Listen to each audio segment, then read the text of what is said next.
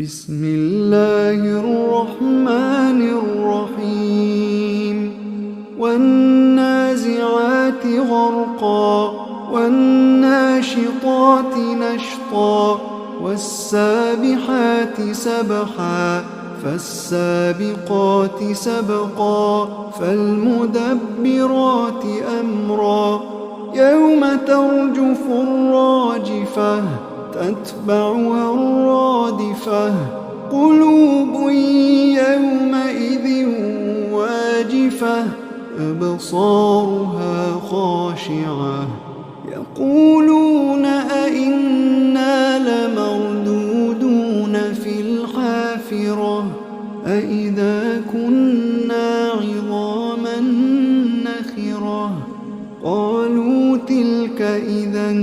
كرة خاسرة فإنما هي زجرة واحدة فإذا هم بالساهرة هل أتاك حديث موسى إذ ناداه ربه بالواد المقدس طوى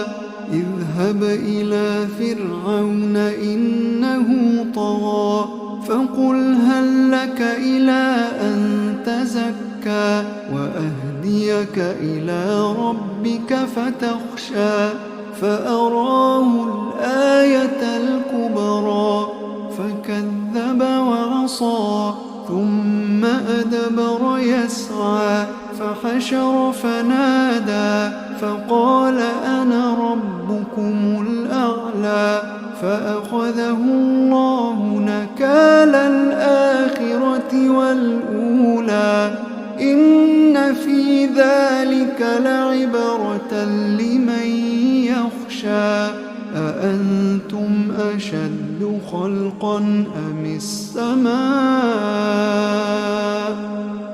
بناها رفع سمكها فسواها وأغطش ليلها وأخرج ضحاها والأرض بعد ذلك دحاها أخرج منها ماءها ومرعاها والجبال أرساها متاعا لكم ولأنعامكم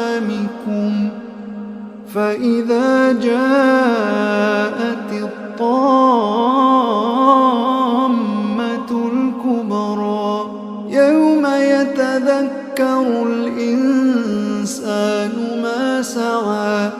وبرزت الجحيم لمن يرى فأما من طغى وآثر الحياة الدنيا فإن الجحيم هي المأوى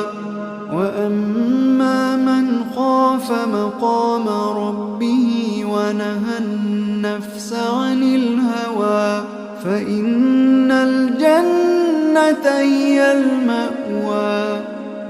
يسألونك عن الساعة أيان مرساها فيم أنت من ذكراها إلى ربك منتهاها إنما أنت منذر من يخشاها كأنهم يوم يرونها لم يلبثوا إلا عشية أو ضحاها.